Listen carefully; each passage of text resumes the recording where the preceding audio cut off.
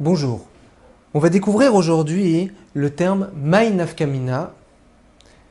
Nafkamina, c'est un terme qui fait partie des mots de liaison, des termes avec lesquels on arrive à repérer le texte qu'on est en train d'étudier. C'est-à-dire, est-ce que c'est une question, est-ce que c'est une réponse? Alors ici, vous avez Mai Nafkamina. La traduction de Mai Nafkamina veut dire Mai quoi, Nafka Mina, sort d'elle. C'est-à-dire que quand le Talmud va citer un texte de Mishnah, une Gomara, quelle qu'elle soit, il faut toujours qu'il y ait un chidouche, une nouveauté qui sorte de ce qu'on est en train de dire. C'est-à-dire que si en réalité ce qu'on est en train de dire n'a aucune conséquence, alors dans ce cas-là, la Gemara va tout de suite intervenir pour poser une question. Maï nafkamina, qu'est-ce qui sort de là, concrètement? Alors, vous avez un exemple dans Masechet Baba Batra, la Gemara Daf Tzadik Bet Amud Aleph. Donc la Mishnah commence en disant Amocher perot lechavero vezaran velot samchu veafilu zara pishtan eno chayav bachar yutan.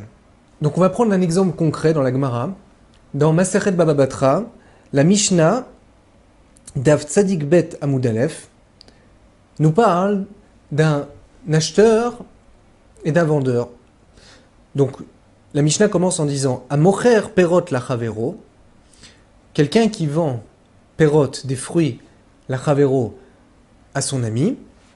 Donc on parle d'un vendeur et d'un client. Vezar'an velot samchu. Et lui, il a utilisé ses fruits. Donc, quand on dit le mot fruit, on parle aussi de graines. Il a utilisé ses fruits pour les planter. Velot samchu. Et ça n'a pas poussé.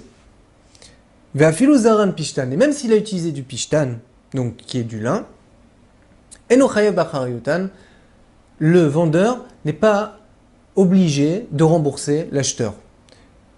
Qu'est-ce que le pishtan, le lin, a de particulier? C'est parce que la majorité des gens l'utilisent pour, non pas pour la consommation, mais l'utilisent pour le fait de faire pousser des plantes.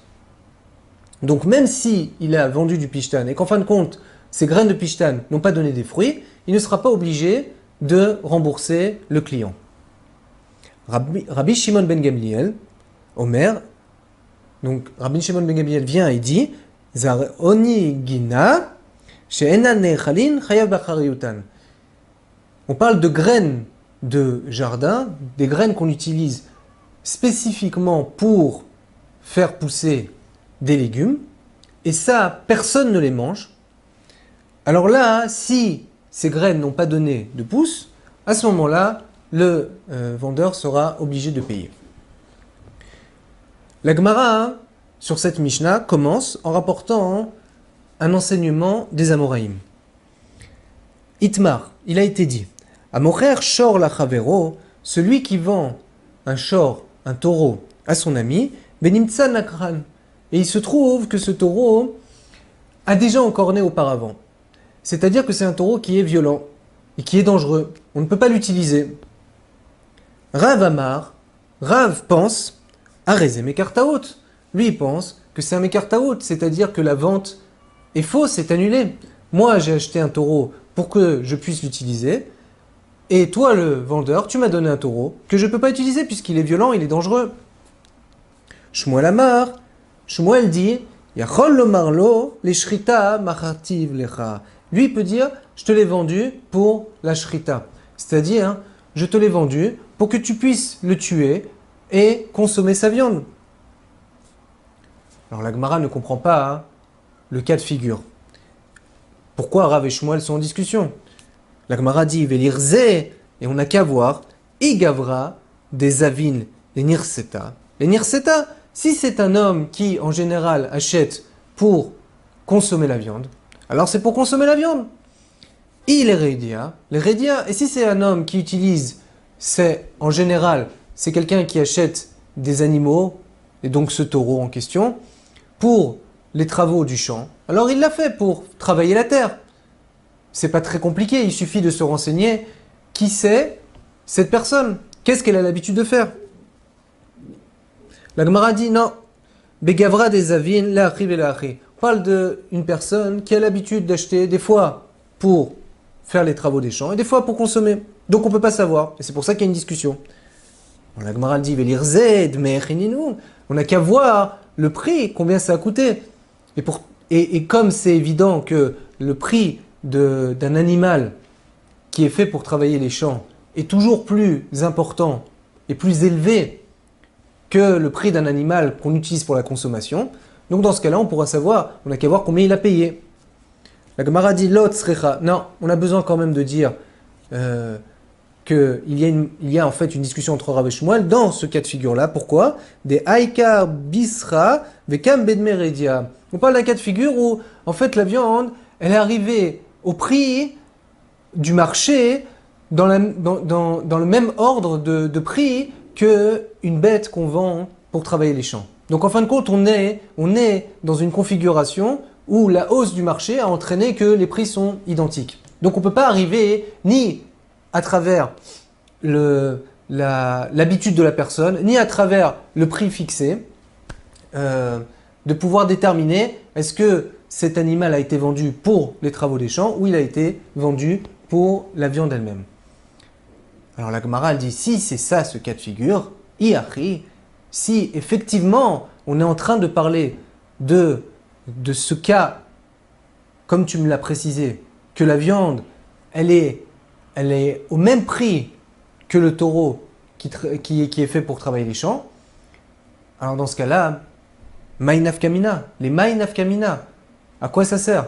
C'est-à-dire, je ne comprends pas à quoi il sert ce cas de figure, puisque en fin de compte, il n'y a pas de perte d'argent.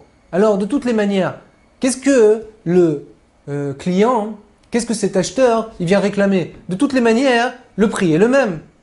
Et là, la Gemara, elle utilise ce fameux terme de Maïnafkamina. Maïnafkamina, qu'est-ce qui sort de là? Il n'y a rien à sortir de là. C'est un cas où il n'y a a priori aucune raison de discuter dessus. La Gemara dit non, Nafkamina, il y a, oui, une raison pourquoi je t'ai rapporté ce cas. Nafkamina, l'étirra, c'est pour la fatigue. Et comme Rashi nous l'explique, le fait d'aller et de prendre cette bête qui est en fait un taureau qui est dangereux, qu'on ne peut pas utiliser pour les champs, il va falloir aller au marché, se fatiguer à le vendre, et tout ça le client il ne veut pas le faire. Alors c'est sûr qu'il ne va pas perdre d'argent au niveau de l'achat qu'il a fait. Que ce soit pour les travaux des champs ou que ce soit pour la consommation de la bête, de toutes les manières, il ne va pas perdre.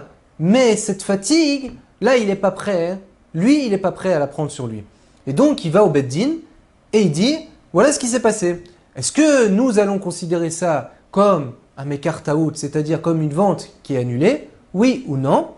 Alors Rav pensera que oui, et Shmuel, lui, il dira que non. Il pourra toujours lui dire, le vendeur, je te l'ai vendu pour travailler, non pas pour travailler les champs, mais pour consommer.